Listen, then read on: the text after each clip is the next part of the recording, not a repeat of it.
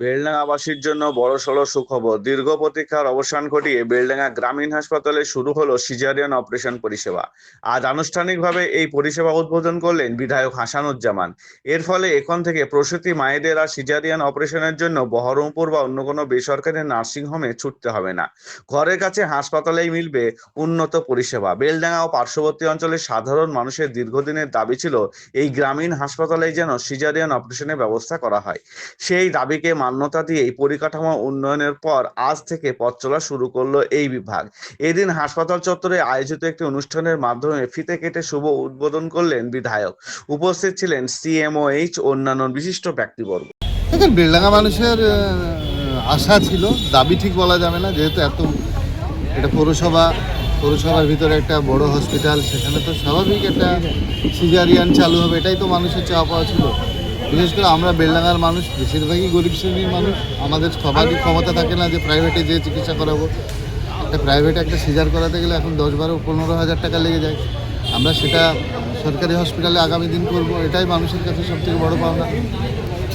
আমাদের মুশকিল হচ্ছে, মানুষের সবথেকে বড় মুশকিল হচ্ছে মানে প্রাইভেটে পড়াশোনা করে আর বলে আমরা সরকারি চাকরি করব। তা আমাদেরকে সবই সরকারির উপর নির্ভর করতে হবে। এটাই চাইছি আমরা, যে আমাদের সরকার আছে, সরকার আগামী দিন মানুষের পরিষেবা দেওয়ার জন্য বদ্ধপরিকর, সেই চেষ্টায় আমরা চালাচ্ছি। এবং আগামী দিন আশা করি বেলডাঙ্গার আবার 5,75,00,000 টাকা পেয়েছি। আমার সামনে যে গ্রামীণ হসপিটাল আছে সেখানে মডেল হসপিটাল হবে, আমাদেরকে বহরমপুর যেতে হবে না, এটা আমি দায়িত্ব নিয়ে বললাম। এই যে সিজারিয়ান ইউনিট, এটা একসঙ্গে কতজন সার্ভিস পাবে?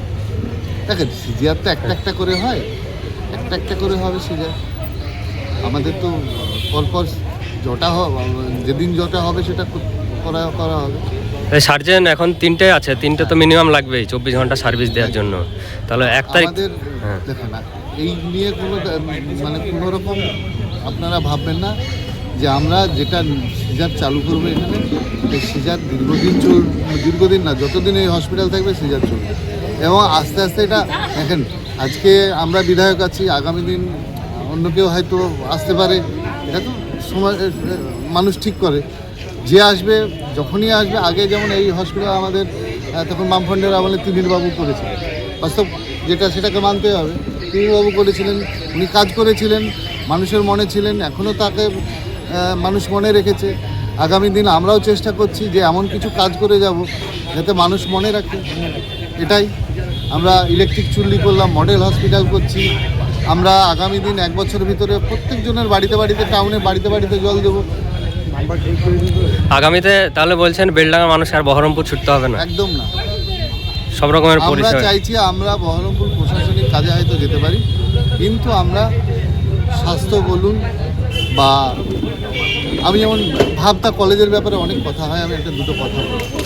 আমরা ভাবতা কলেজটার ব্যাপারে আমি কিন্তু ওদেরকে প্রস্তাব দিয়েছিলাম, যাদের ওদের কমিটি আছে, যে আমি যখন উপরে কথা বললাম যে একটা ইংলিশ মিডিয়াম ভালো স্কুল করে, টিভি সেলিম সাহেব আমাকে বলেছিলেন যে আগে প্রথমে ভিত শক্ত করতে হবে, এবং 5 থেকে মাধ্যমিক অবধি।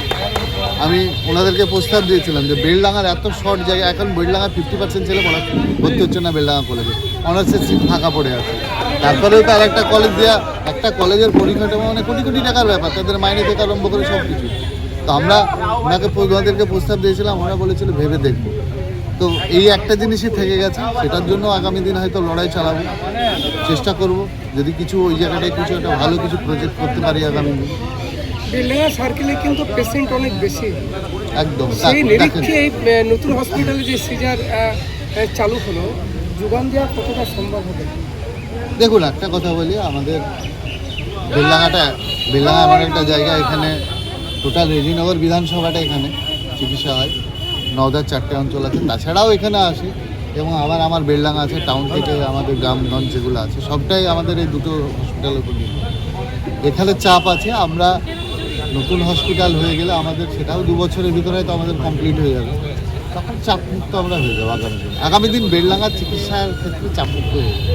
বেলডাঙ্গাতে সামগ্রিকভাবে স্বাস্থ্য পরিষেবাকে উন্নত করার জন্য আমরা কিন্তু কতগুলো প্রচেষ্টা নিয়েছি। তার মধ্যে একটা দেখতে পাচ্ছেন, আমরা ইমার্জেন্সি অবজারভেশন ওয়ার্ডের সামনে আছি, আমরা ওপরে ওটিটাকেও সংস্কার করেছি। এটা আমাদের মাননীয় বিধায়কের এটা দীর্ঘদিনের দাবি ছিল যে এখানে সিজার যাতে চালু হয়। আমরা সেই জন্য গাইনিকোলজিস্ট অ্যানাস্থেটিস্ট আমরা পোস্টিং দিচ্ছি। আগামী দিনে আমরা সিজার এখানে চালু করে দেবো খুব শিগগিরই। ওটিটার কাজ হচ্ছে। পেছনেই নতুন বিল্ডিং তৈরি হচ্ছে, আর 10 দিন আছে বিল্ডিংটা শেষ করতে, হলেই ওটাকে আমরা মা ও শিশু বিভাগ বলে চালু করে দেবো।